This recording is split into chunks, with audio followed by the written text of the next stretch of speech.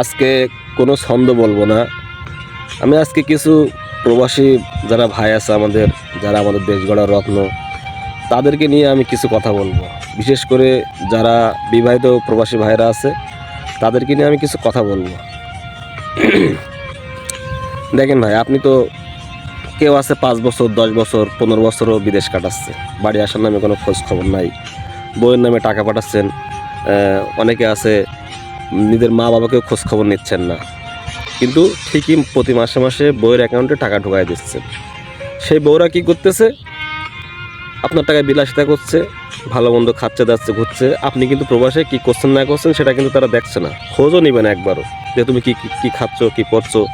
আপনাকে খোঁজ নেবে একটা মাত্র ব্যক্তি, সেটা হচ্ছে আপনার মা বাপ। এই দুইজন ব্যক্তি আপনাকে খোঁজ নেবে, আর পৃথিবীতে আর কেউ আপনাকে খোঁজ খবর নেবে না, আর আপনার জন্য কানবেও না। আবার আপনি প্রবাসী ভাই মা বাবাকে এখনও খোঁজ খবর নেন না ঠিক মতো, তাদের খরচও দেন না। তো দেখবেন এই বউ একদিন আপনার জন্য কাল হয়ে যাবে। দেখবেন যে বউ আপনার মা বাবাকে খোঁজ খবর নেয় না, যে বউ বিলাসিতায় মগ্ন, ভালো মন্দ খাওয়া পড়ায় মগ্ন, সেই বউ কখনও আপনার থাকবে না, আমি গ্যারান্টি। আপনি এসে দেখবেন সেই বউ অন্যের সাথে পরকীয়া করে চলে গেছে।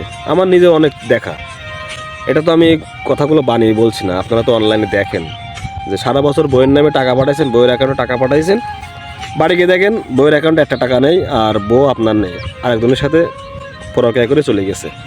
আমি অনেক প্রবাসী ভাইয়ের বউদের দেখেছি, আপনাদের টাকায় আপনার বউরা পার্লারে যাচ্ছে, কিন্তু একবারও মনে হয় আপনাকে খুশি করার জন্য কখনো পার্লারে যায়নি, আপনাকে খুশি করার জন্য কখনো রূপচর্চা করিনি। কিন্তু আমার দেখাচ্ছে কি, বহু প্রবাসীর বউ আছে পরকীয়ায় লিপ্ত। তারা কি করে? ওই স্বামীর টাকায় বিলাসিতা করে রূপচর্চা করে অন্যকে ভোলানোর জন্য। ঠিক আছে? তো প্রবাসী ভাইদের আমি একটা কথাই বলবো, আপনারা টাকা পাঠান সীমিত। দেখা যাচ্ছে আপনার সংসারে 10,000 টাকা খরচ, আপনি 2,000 টাকা বেশি পাঠালেন, 12,000 টাকা পাঠালেন। কিন্তু যদি আপনার বইয়ের অ্যাকাউন্টে সব টাকা আপনি ঢেলে দেন, আপনি ইনকাম করছেন মাসে 50 কি 60, আপনি সব টাকা আপনার বইয়ের অ্যাকাউন্টে পাঠাচ্ছেন, এটা কখনো বিশ্বাস করবেন না। অন্ধবিশ্বাস আপনাকে কিন্তু একদিন ধ্বংস করবে। কখনো কাউকে অন্ধবিশ্বাস করবেন না, বিশেষ করে নারী জাতিকে। কিন্তু সবাই না, আমি সবাইকে কিন্তু খারাপ বলতেছি না। কিছু কিছু নারী আছে এরকম, স্বামীর টাকায় বিলাসিতা করবে, অন্যের সাথে পরকীয়া করবে, স্বামী বাড়ি এসে দেখবে বউ তার নাই, আরেকজনের হয়ে গেছে, তার অ্যাকাউন্ট ফাঁকা, সে জীবনে কিছুই করতে পারেনি। যা ইনকাম করেছে বউয়ের নামে পাঠাইছে, বউ কী করেছে? আরেকজনের পেট ভরাইছে, খাওয়াইছে। এরকম বহুত দেখা হচ্ছে কি, আমি দেখেছি, আমার নিজের চোখে দেখা, অনলাইনে দেখেছি, খবর মিডিয়াতে দেখেছি, আপনারা হয়তো দেখেছেন। আমি কোনো কথা বানিয়ে বলছি না, এটা অতি বাস্তব কথা। হয়তো কারোর গায়ে লাগতে পারে আমার কথাগুলো, আমার কিছু করার নেই, লাগুক গায়ে, কিছু করার নেই। এটা যেটা বাস্তব কথা সেটা আমি তুলে ধরলাম।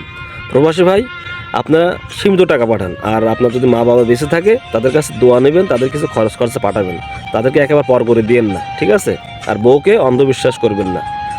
তো সকলে ভালো থাকবেন, এবং যদি আমার সাথে আপনারা একমত হয়ে থাকেন অবশ্যই একটা লাইক কমেন্ট করবেন, যদি ভিডিওটি ভালো লেগে থাকে অবশ্যই শেয়ার করবেন।